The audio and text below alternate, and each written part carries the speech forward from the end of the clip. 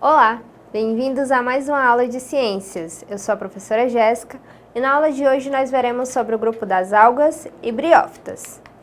Então, enfim, estamos saindo do grupo lá do reino animalia. Vamos começar a estudar agora o reino das plantas. E nós vamos começar por aquelas que são mais simples. Vamos começar hoje entendendo sobre as algas e em seguida vamos ver a caracterização das briófitas, tá? Quando a gente começou a estudar o assunto do sétimo, a gente até já chegou a fazer algumas trocas de informações sobre algas, mas a gente vai relembrar algumas características. Quando eu falo das algas, elas podem ser encontradas tanto em ambientes úmidos como em ambientes que são aquáticos, tá? Então pode ser terrestre úmido e ambiente aquático de água doce, como de água salgada. Então é até uma espécie de diversidade de locais que podem ser encontradas. E aí dizem, né, que as algas podem ser caracterizadas por ser uma comunidade formadora de uma verdadeira floresta, graças a essa diversidade. Quando a gente fala delas, elas são constituídas por inúmeros protistas, conhecidas simplesmente por algas, e assim como as florestas terrestres, essas comunidades aquáticas contribuem bastante para o abastecimento do oxigênio da biosfera. Ou seja, grande parte do oxigênio que a gente necessita não é a floresta amazônica que nos fornece. Quem fornece o oxigênio que a gente precisa, na verdade, são as algas, porque elas não vão consumir tanto quanto elas produzem, assim como acontece lá com a floresta amazônica. Boa parte do que é produzido vai ser consumido por ela mesma. Então, quando a gente fala essa menção aí, quem é o pulmão do mundo, na verdade a resposta seria aí sobre as algas, né? E as características aí é que elas pertencem ao reino protista, são seres eucariontes, ou seja, vão ter uma célula com um núcleo bem definido, são autótrofas, ou seja, produzem o seu próprio alimento através do processo de fotossíntese. O que mais que é importante eu saber aí a respeito das algas? Que elas são importantes para a manutenção da vida na Terra. Além disso, elas vão estar liberando uma grande quantidade de oxigênio para a atmosfera, como eu falei para vocês ainda há pouco, né? Elas que vão ser responsáveis por nos dar tanto oxigênio, o oxigênio que a gente precisa diariamente. E aí, elas são consideradas como os seres produtores principais dos ambientes aquáticos. Além disso, a gente pode observar ali na imagem acima a água num tom avermelhado, porque às vezes quando tem um acúmulo de algas chamadas de dinoflageladas, elas podem ocasionar esse fenômeno chamado de maré vermelha, tá? Elas podem ter vários tons, né? Pode ter várias cores aí, além da clorofila presente, né? Que geralmente é no tom esverdeado, pode apresentar outras cores. E essa variedade de pigmentos é uma das características bastante importantes para classificar os seres que pertencem, né, a esse grupo. Aí sobre a reprodução, eu tenho algas que podem se reproduzir tanto de forma sexuada como de forma sexuada, ou seja, a assexuada é aquela que não precisa de dois indivíduos, né, porque já vai ter a presença dos dois gametas, e a assexuada, que seria aquela que eu preciso de dois indivíduos, cada um com um gameta diferente. E aí, quando eu falo da reprodução que é sozinha, que é a reprodução assexuada, ela acontece principalmente através das seguintes formas. Ou vai ser a divisão binária, que acontece com algas unicelulares, né? De repente ela começa de uma, passa a ser duas, e tem a questão da fragmentação que acontece aí também em algas chamadas de algas filamentosas. Aí na imagem a gente consegue observar um pouquinho de como que é esse processo, né? Como é que as algas vão se transformando aí em vários indivíduos. Aqui ainda um pouquinho, para a gente entender melhor, aliás, sobre o processo de divisão binária. Observe que antes era só uma alga, depois ela vai começar a se separar, a se fragmentar em duas, a se separar em duas. E esse processo de divisão binária é um processo bem básico de reprodução. Só que apesar dele ser básico, né, ser um processo rápido, basicamente uma vai ser clone da outra, não tem tanta variedade genética aí nesse caso. E como exemplo de algas que sofrem divisão binária, a gente tem as algas chamadas de diatomáceas, as euglenófitas e temos outras também que podem ser encontradas nesse grupo. Aí um pouquinho agora sobre o reino das plantas, né? Vamos entender aí um pouquinho sobre as briófitas primeiramente. E aí nas aulas seguintes que nós vamos entender características de grupos que são um pouquinho mais complexos dentro desse reino. Quando a gente fala das plantas, primeiro é importante a gente destacar qual que é a sua importância, né, na nossa biosfera, qual que é a importância delas, qual que é o seu papel. Então, primeiramente, quando eu falo das plantas, eu tenho uma diversidade muito grande, né? Tenho diferentes formatos, diferentes cores, habitando em diferentes regiões, com diferentes climas, e elas constituem a base de muitas cadeias alimentares, né?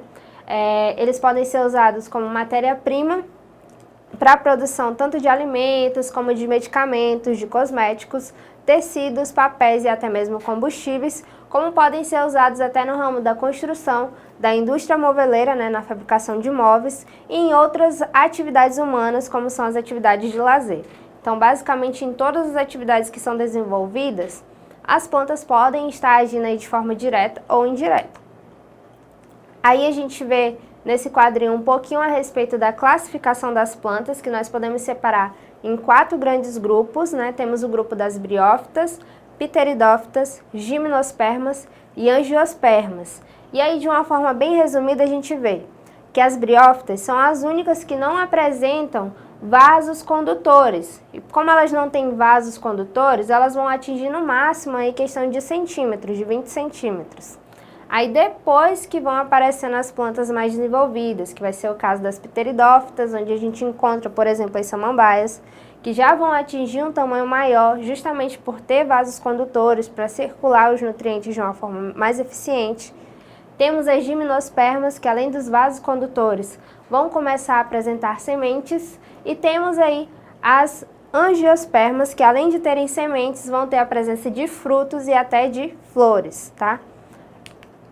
E quando a gente vê aí sobre as briófitas, aí a gente pode ver quais são as estruturas que a gente encontra em uma briófita. A gente encontra a estrutura dos rizóides, né, que seriam semelhantes a raízes, só que são bem rudimentares. Os filídeos, temos aí a questão da cápsula e do esporo, né, que vai ser importante já essa parte para o processo de reprodução das mesmas. Aí a gente vê um pouquinho da característica que eu estava falando para vocês, né, delas serem seres avasculares, não possuem sementes, não possuem flores e muito menos frutos, porque elas são muito pequenas, muito rudimentares. E uma outra coisa importante é que elas vão sempre precisar estar presentes em um ambiente que seja no mínimo úmido e sombreado, que é para auxiliar no processo da sua reprodução, para quando o gameta masculino for liberado, ele conseguir se deslocar até o feminino. E aí outras características importantes sobre as briófitas é que aquela estrutura lá de filóides, né, que vem depois dos rizóides, eles são semelhantes às folhas. Nós temos aí também os rizóides que vão ajudar na fixação das briófitas no solo. Elas vão ter também o que a gente chama de alternância de gerações, que é uma característica que a gente observa no processo de reprodução, onde ela tem uma fase chamada de gametofítica, né, que é a fase que vai ter a formação de gametas, e a fase esporofítica, que é onde vai ter a formação de esporos, que é uma fase mais curta, mas que ambas são importantes para que eu tenha a formação de novas briófitas, tá? Como eu já falei, para que as briófitas consigam se reproduzir é muito importante a presença de água, para que o gameta masculino consiga nadar até o gameta feminino, e por isso elas acabam habitando mais uma região aí de ambiente que seja terrestre e que ao mesmo tempo seja úmido.